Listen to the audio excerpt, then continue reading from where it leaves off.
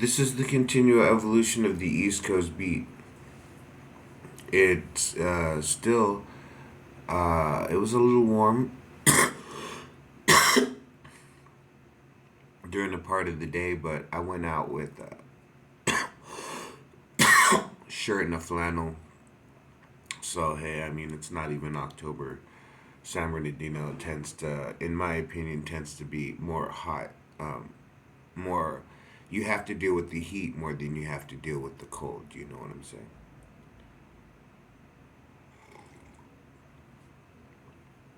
But it was chill. Um, Picked up a couple of shirts from a thrift store. I'll find an occasion to wear. They're nice. They kind of the whole time I was thinking of Brad Pitt, and I'm like, I wonder if I have chinos that match these. Like, you know, hey, the things that motivate us.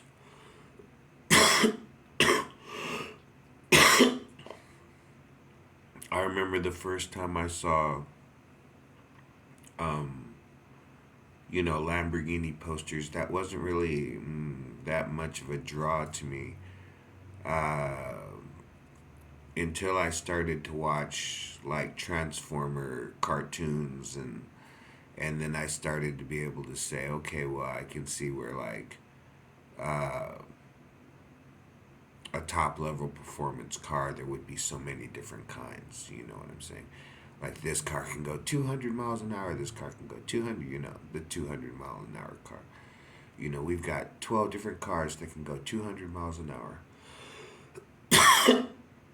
and we make them into robots, living actual beings, because they're so exotic. It's like, uh, that's why, and the reason I like the Volkswagens from back in the 50s, 60s, and 70s is that kind of body frame is unique. I like the old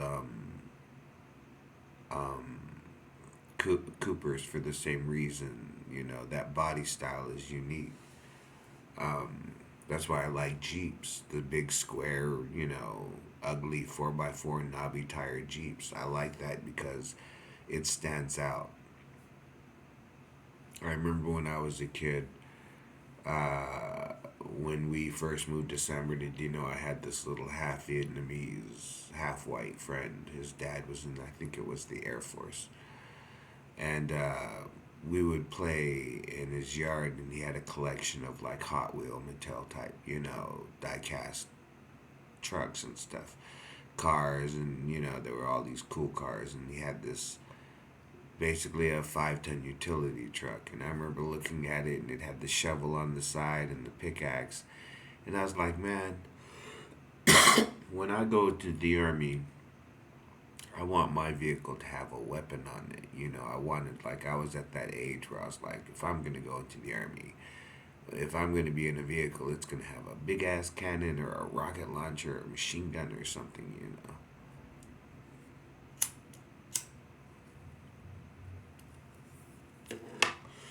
So when I get to my unit in Germany, I'm a cook, and like, I like to joke around, hey, we brought the kitchen sink, you know what I'm saying? So I get a 5-ton utility truck. We didn't have no shovels or pickaxes on the side.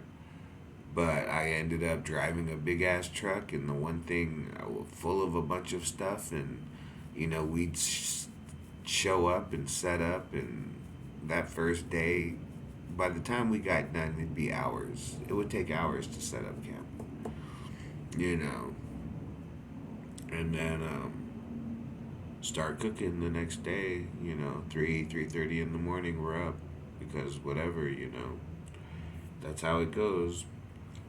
And then cook all day, and then even in the field when we had um, more control over how our days went, we'd cook from about 3:30 in the morning to, I remember we'd say 11:30 at night, but sometimes 11:18, but usually 11:30, and then so we had 4 hours of sleep. And within that 4 hours, you might have to do guard duty or fire watch, or um, which was an hour, but you had to wake up early, get ready, and then you had to find somebody to wake up. And hey, what can I say? It's like um,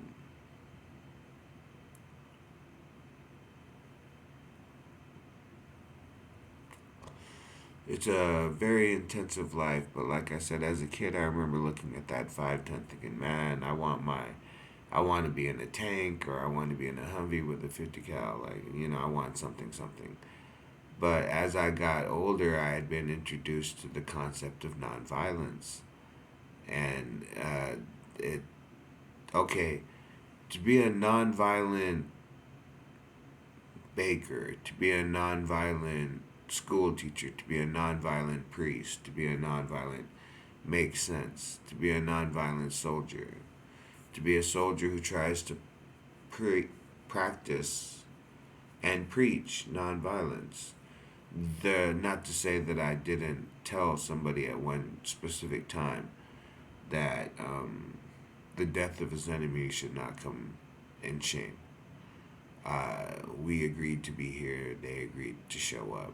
Da, da, da, da, da, you know what I'm saying? Not to say, you know, when that situation would come. You know what I'm saying? So, that's how it is. Is most times conversations aren't like that. Even in the military, there's always a sense. Like I said, I was one of those soldiers that you could find, and I'd usually be either still half in uniform, pants, boots, shirt off, or completely civilian. Because in Germany, we were told, like, basically after a certain time of night, get out of your BDUs, get into civilian clothes. So I was either ready to, hit the field or fucking hit the club. Either way it goes. You know what I'm saying?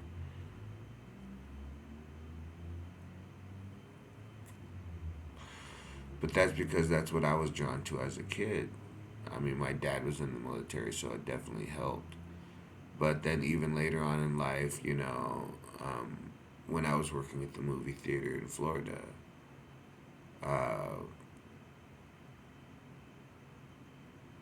it was easy to watch the movies, and then I would watch soldier movies, and it would remind me, yes, you know what I'm saying? Yes, with your, dislocated shoulder and your bad knee, and yes, with your juvenile record, that's still going to be your life. Like, one day, you're going to sit back and you're going to say, I was in a field, and yes, I was in the desert. In between wars, you know. Um, and, duty as always. I mean, the oil still flows, the lights are still on. We still have international events such as the World Cup in which everyone can still attend.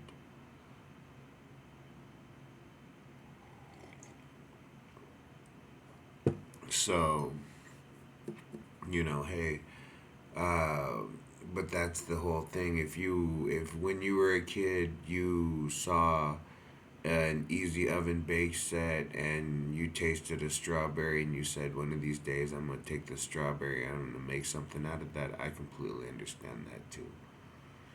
You know, because part my experience as a soldier was as a cook. So, I mean, I know what it means to, like, take an extra step back when you prepare these meals because, hey, this might be this guy's last meal. This guy could get jacked up. This guy could get fucked up.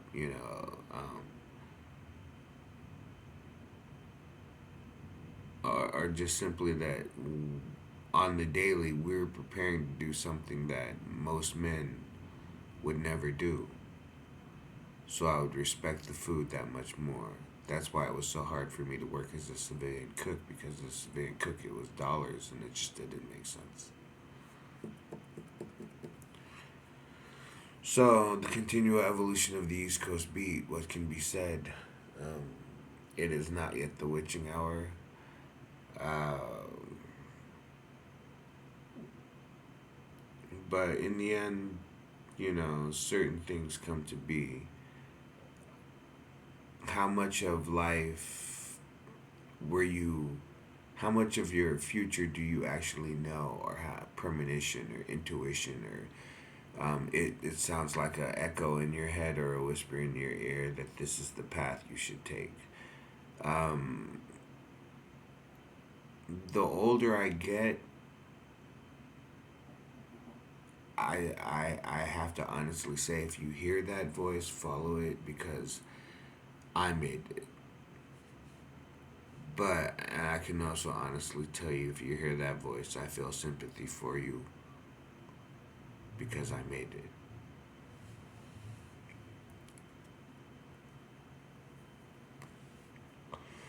And maybe in some, all of that twisting and turning and coming to new conclusions and new realities and this buildup of old hate that you just can't seem to shake at times. Just realize that a little sympathy, like the song says, there's a little show some sympathy for the devil and realize that um, it's in you,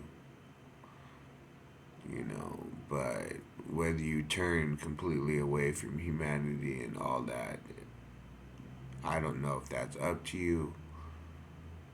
That's why I feel so thankful at times. But, you know, just realize that it's in you.